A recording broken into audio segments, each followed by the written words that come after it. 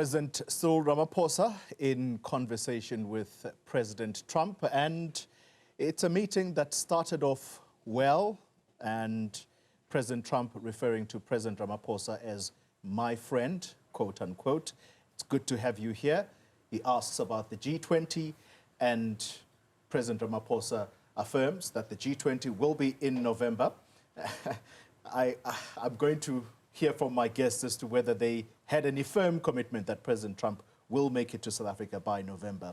And President Ramaphosa responding in a manner that I don't think would surprise any of us. Reciprocal, always in his nature, always diplomatic in his language. Chris Landsberg, how did that meeting go? A roller coaster, to put it mildly. Not only did it start off well, which is to be expected in diplomacy. You highlighted the fact that President Trump even referred to his counterpart as my friend, in spite of all the acrimony between them that we've all read about. But our president in return did something which I think was very significant. In conversations we had the other day, I said all politics for President Trump is personal. And you could add to that, you know, it's family, friends, but it's personal. For him, personality, insults, criticisms, he responds to those things in a certain way. Yes. What was significant from a diplomatic point of view about how our president responded was to thank him all the time for the things America did. And he started with COVID, something that President Trump did, not his predecessors. And of course, being the man who loves golf, you know, offered him the book. I was surprised how little President Trump said on geopolitics, but it was our president that started to set the record straight on genocide, mass murder and stuff. And then drama happened, right, with the president. I think we expected it. But this meeting was dominated by the Afrikaner issue and anger in South Africa, and of course, issues of crime. And I must tell you, I'm somewhat surprised by that. Yeah. Let's bring into the conversation Lindiwe Zulu, former ambassador and an African National Congress NEC member. In your view, how did the meeting go? In fact, we keep calling it a meeting. It was it's a photo op. It was a reception kind of meeting where the two leaders are introducing each other in front of the media. The real meeting has yet to begin. This is what we have experienced in all engagements of the current administration of the United States of America, and therefore we should go there, and we went there knowing very well that it won't be very different. Why do I say so? We've seen everyone that has visited the White House, and we've seen everyone that has been introduced in that manner. It's not something we used to as South Africans. In fact, it's not something we used to in the African continent overall. But we've got to be realistic about the current president that is in the White House right now. So when you go there, you must expect that there will be a calm before the storm. Talking about a calm before the storm, Ziyanda Ngcobo, you are joining us on the back of that particular discussion. It went on for over an hour. A calm before the storm, Lindiwe Zulu terms it. Others will say the theater was at play. What was your take on what was unfolding in front of your very eyes?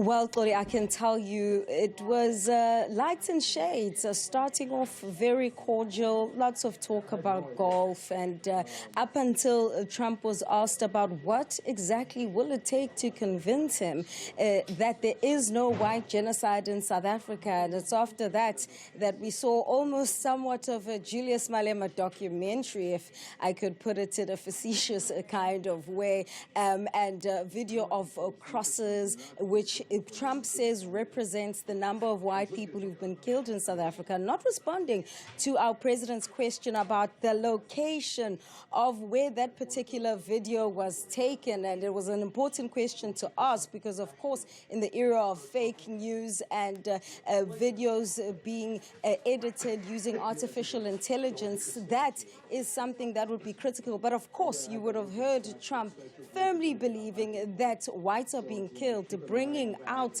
a folder of article upon article. So clearly they were ready. But I think the president handled it well. And the delegation that he brought with him from golfers like Retief and Ernie Els assisted to ameliorate the situation, as well as Zingi Swalosi and John Steenhuisen playing a critical role there, and passing it over to him to say, over to you, John. You tell them about what's happening to white farmers in South Africa, as someone who was running that particular ministry. And at the end there, of course, G20, seemingly a positive message and a response from Trump. It looks like he will be coming to South Africa, and a lot of engagement, respectful engagement, not quite the screaming match that Ukraine's Volodymyr Zelensky was subjected to, and those interpersonal relations between Trump and the golfers and someone like Johan Rupert, who also has a relationship with J.D. Vance, assisted in almost calming the waters. At some stage, it did feel like the temperatures would rise, but managed by the South African delegation. And you would have seen at some stage Trump listening quite attentively to those who were there, engaging, asking questions. Does your sister and your mother and your brother, do they feel safe in their homes? And so the issue of criminality affecting both black and white South Africans was something that was discussed. And what happens behind closed doors as they now go off to have lunch will also be important, but certainly I would say quite productive in the sense that the elephant in the room was unpacked, the so-called white genocide. The video was played, what they believe, and our president also holding back initially, but eventually getting a word in there, not trying to be drawn into the theater that we've seen taking place in the Oval Office.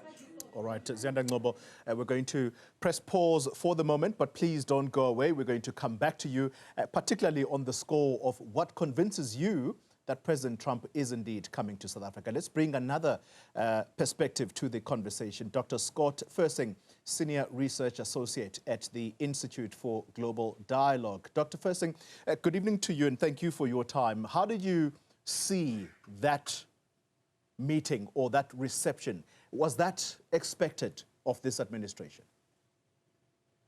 Yeah, thanks for having me. I appreciate it. Actually, I think it was one of the most honest meetings, obviously a very lengthy meeting that that could have taken place. I like the cohort. I think the idea of having some of Trump's quote-unquote friends and people in the room to give perspective was really open and honest dialogue.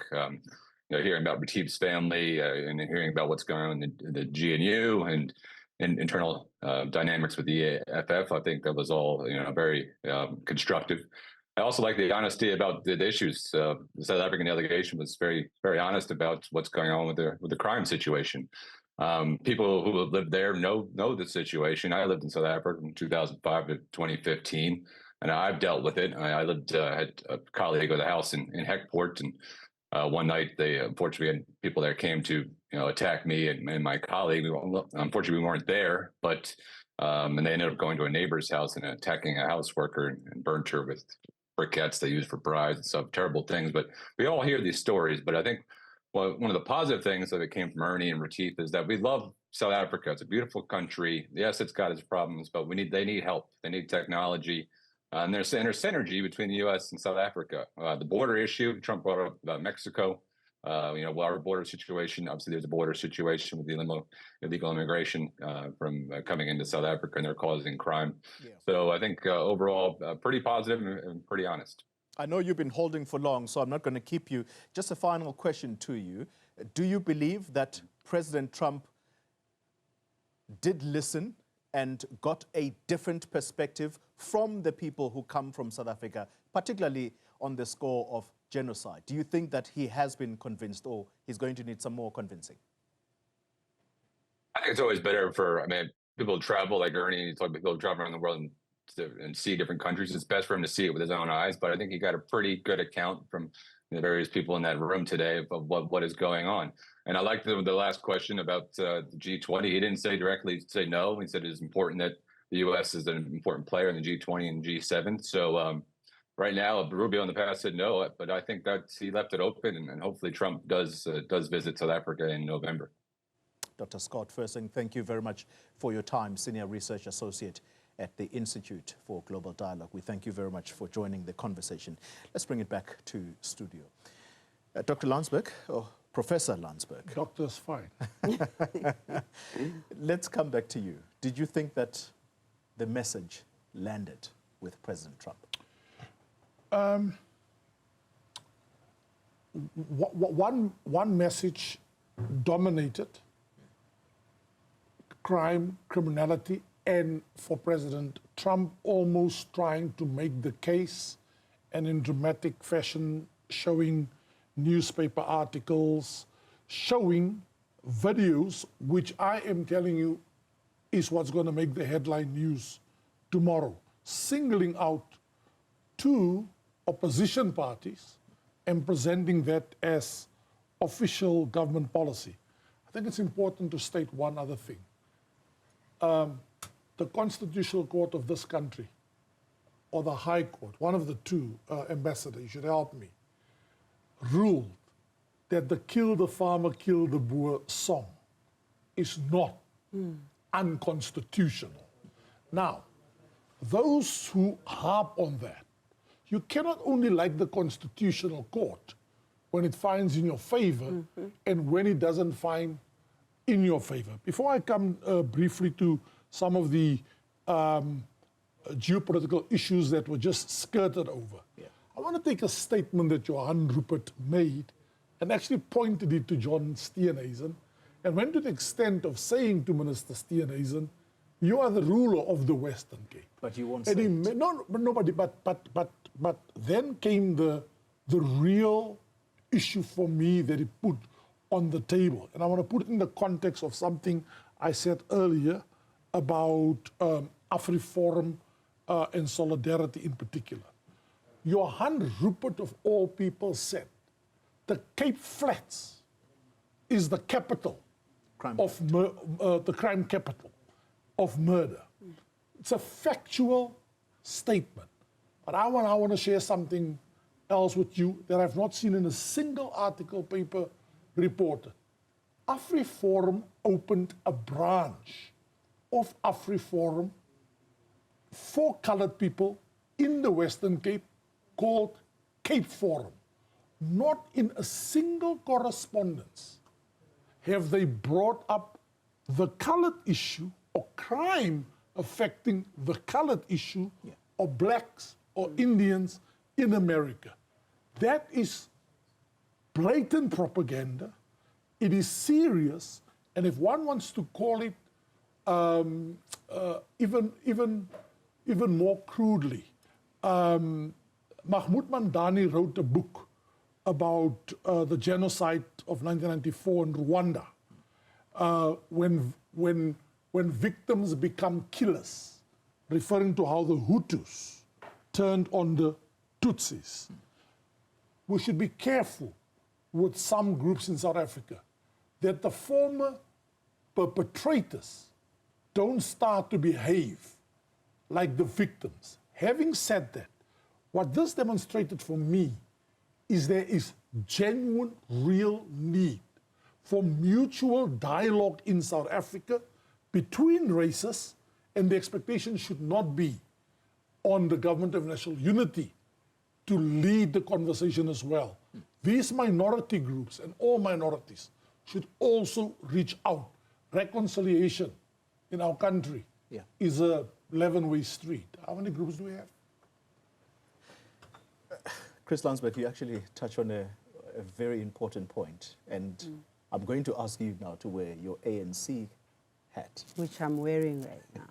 Always wear it. Because the matter of crime, the matter of open borders or porous borders where criminals come in, that's not to suggest that they only come from across the border only. Chris Landsberg ends it with the question about whether or not we're having genuine conversations among ourselves. As an ANC member, do you look at the situation today and say, we've traveled the distance, but there's more to be done? Well, the African National Congress has been very consistent about what we have been able to do and the challenges that still face us. What challenges face us is creating a better life for all. I live with that. But what faces us first and foremost is for us as South Africans to be united, to be able to stand up for our own country, even if it means going to Washington to go and stand for our own country, even if it means going to Abuja or it means going anywhere where we need to go. It is important for us to appreciate that 30 years of democracy, some people might feel it's a very long time. Yes, it might be a very long time, but the challenges of the country that are faced by all of us must be responded to by all of us. Someone was saying earlier on, why is this delegation of President Ramaphosa looking like the way it looks? This is what happens in politics. You weigh your options at all times. You understand the other side and what might even help you soften the stance on the other side, which is deliberately not being misunderstood. Because I feel that this whole misunderstanding about the genocide, for me, is very deliberate. We still need to go into it as South Africans to ask ourselves the question. How many times must we explain ourselves? How many times must we tell that there is no genocide in South Africa? Then the drama of the video that was shown there.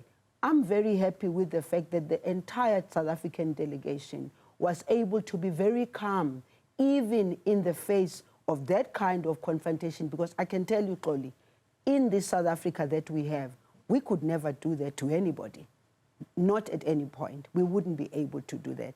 So, in answering your question, I believe we are aware of what we have been able to do as the African National Congress, but at the same time, we are very much aware of the challenges that's facing us, including the porous borders that you are talking about. You heard the president and others talking about we're looking for technology that is going to assist us so that we reduce that. It's not just about the porous borders. It is about our own internal challenges of crime and criminality. And if we have a situation where we can get systems and tools that can be able to assist us to deal with it, it's affecting everybody. It's not just the white people or the white farmer who are affected by it. All right, let me bring back into the conversation Dr. Scott Fersing, Senior Researcher, Research Associate at the Institute for Global Dialogue. My understanding is that, Doctor, you want to stay on even though you have held on for long. What for you stood out, particularly from the Trump side, as the South African delegation explained away what is going on in South Africa? Your takeaways from the Trump delegation? Well, the Trump delegation, I think one of the biggest of the entire conversation, I think, that came out of this, and particularly in the beginning of the conversation, was about peace. You know, Trump is a deal maker, but he's also a peacemaker. I think President Ramaphosa also wants to be seen as a peacemaker. So if they can work together and use their talents and the histories between the two countries to to whether it's in the the M23 and DRC and Rwanda or Ukraine, or to stop these wars and to save lives. I think that's something that's they both pat themselves on the back, and I could definitely see the two of them working together to do that. They mentioned things how they have mutual friends in places like India and President Modi. Why not have trilateral dialogues to deal with situations? So that was really positive. But I mean, to be completely honest, I mean, looking back on some of the statistics, they brought out the figure of 600 U.S. companies operating in South Africa. You know what it was 10 years ago?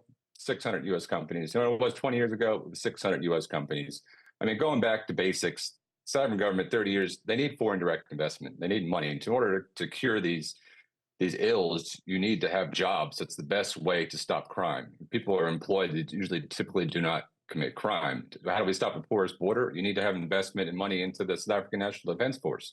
I mean, South African Air Force, the Army is quite in a disarray and in a bad position in terms of equipment, in terms of morale. I was sorry to hear that the peacekeepers were killed in the peacekeeping mission in DRC. So, and in order to get this kind of foreign direct investment from a venture capitalist mindset or business mindset, you need to deal with things like security risk, reputational risk. What are the financial risks if I want to put my millions of dollars in South Africa? So the more that South Africa can sort of curb those ills and answer those questions and say, hey, your money is safe in South Africa or in the JSC, this is the way forward. I think that's the way to do it, because the last 30 years with a 32% unemployment rate at the moment, and over 60% with the youth, 18 to 25, those numbers are not looking very positive for foreign investors looking to come into the country. Just to respond to Scott. Scott, I mean, you made two very important points there. Let me start with the tail end of your conversation. There is no doubt, and even the business folk and the sports personalities that were there hammered it away. South Africa should get our domestic house in order. Yeah. But violence didn't start in 1994. This is a traumatized state that has known violence for too long. And unless you address inequality in the society, right, plus the other two ills of joblessness and of unemployment and poverty, you're not going to address that. But so, Scott, I agree with you on that. But I was struck by your comment when you said President Trump is a peacemaker, and here I want to concede where Scott has a very important point. He's less of a trigger-happy bomber wanting to do military conflict than seeking what has now become, popular in diplomacy, deal making. We now talk about deal making. But to say President Ramaphosa is also trying to be a peacemaker, I mean, I think that's a bit of an understatement. And here I want to take the opportunity to throw in the idea of non-alignment. From Myanmar to Ireland, to Sri Lanka, to Cote d'Ivoire, to the DRC. I'm not talking about the DRC recently and the debate about our army. I'm talking about since 2001. 2001. And Burundi. South Africa and Sudan.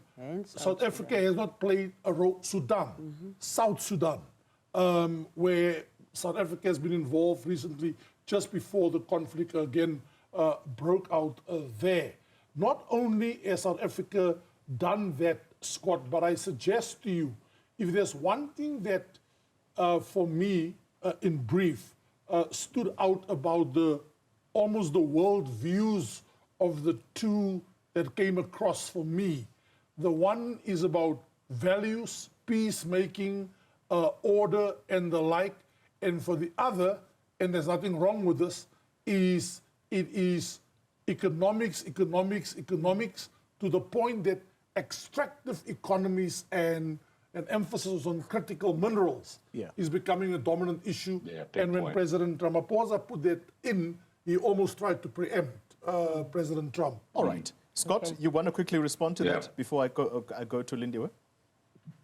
Yeah, no, Chris, I mean, I know Chris and Lindiwe for many years. I always appreciate his insight. I agree. I mean, South Africa, because of the experience, I mean, Madiba, Mbeki, I mean, all great statesmen and very instrumental in multilateral fora and in bilateral agreements, you know, being that voice and using their experience. You know, I think there's no denying that for sure.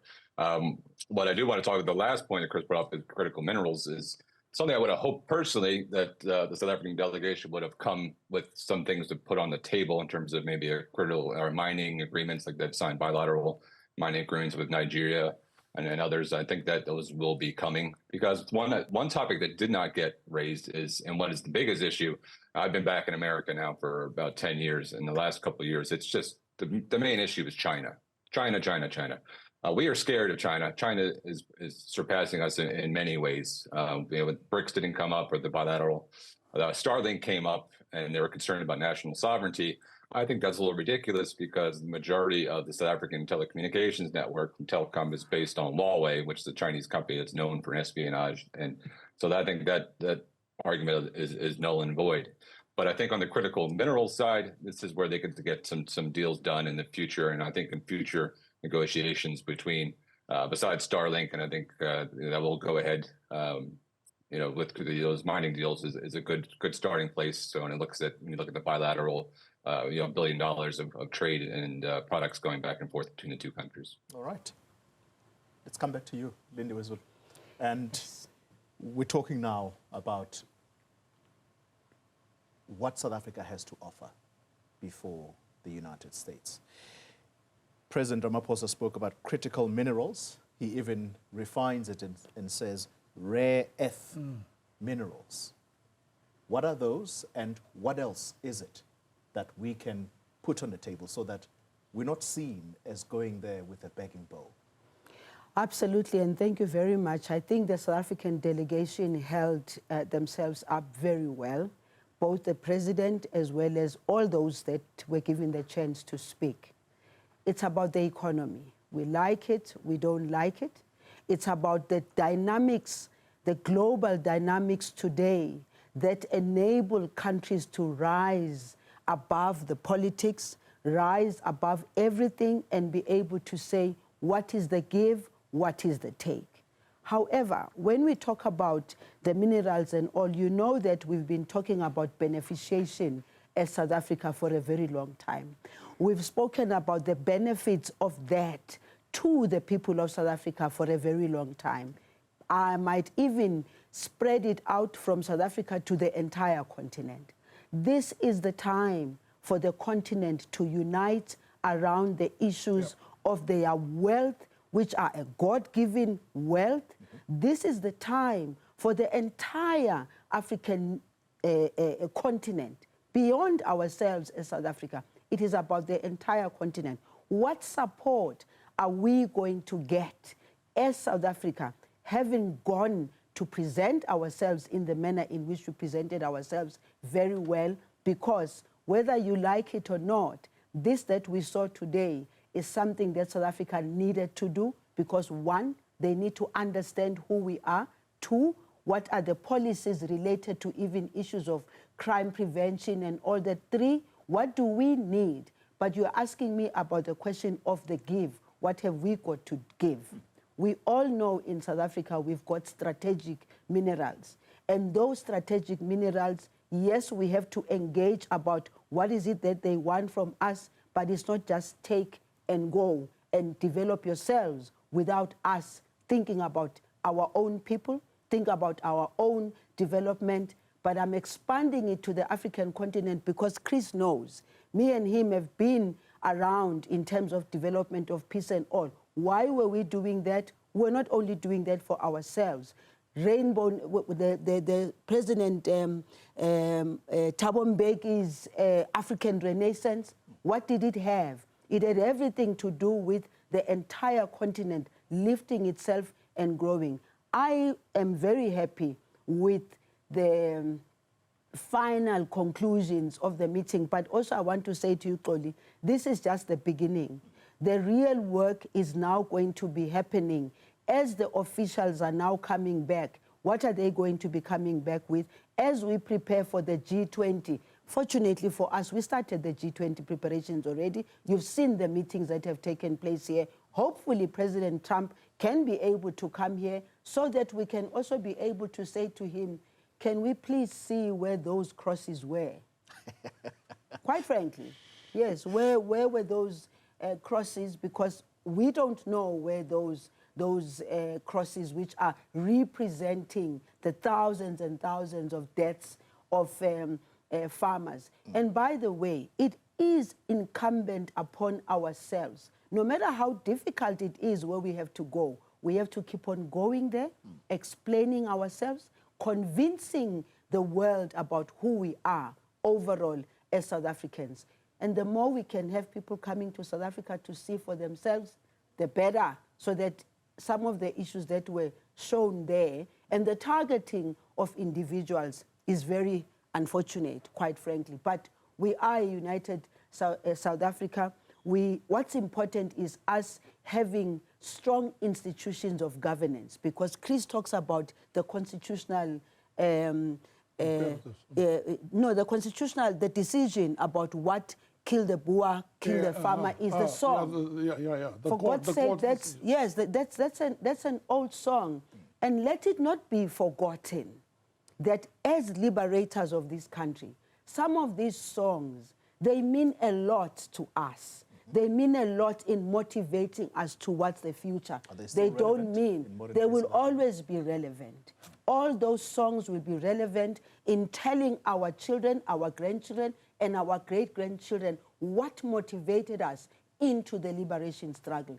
That song was one song that motivated us. But 1994 came, Oli.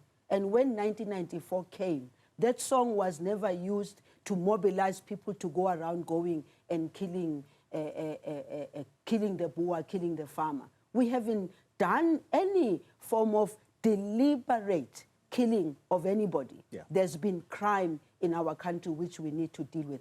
But for people to ask us to forget about songs that brought us to where we are is about saying your history doesn't matter. Chris Lonsworth, can we again circle back around the trade deals that might come out of this? If Elon Musk is unwilling to give 30% or form some kind of a consortium or partner, let me say, partner with the black consortium for his company to be established here, what hope do we have that these rare earth minerals that the president talks about, what hope do we have that we could beneficiate those so that they go to the United States as a finished product, so that it doesn't come back here where we have to now pay twice, triple the price? I don't know, am I oversimplifying? No, you're not oversimplifying it. And in fact, in terms of your first point, what I liked about it when you brought in the Musk dimension as well, there is a quid pro quo, give and take. You scratch my back, I scratch yours, and the bigger you are, the less I have to scratch yours, and you must scratch mine harder. The smaller you are, kind of politics that is creeping in. Here's a cautionary.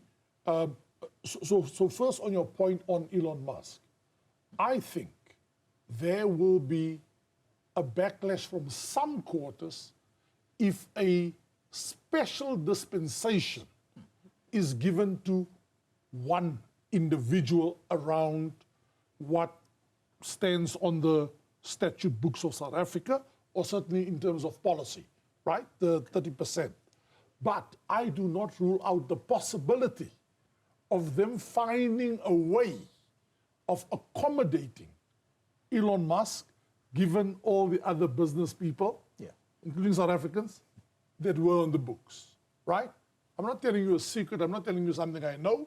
I'm saying I wouldn't be surprised if they try and find a way that this does not become the deal breaker. Yeah. I want to come back to what the president talked about, critical minerals and earth minerals.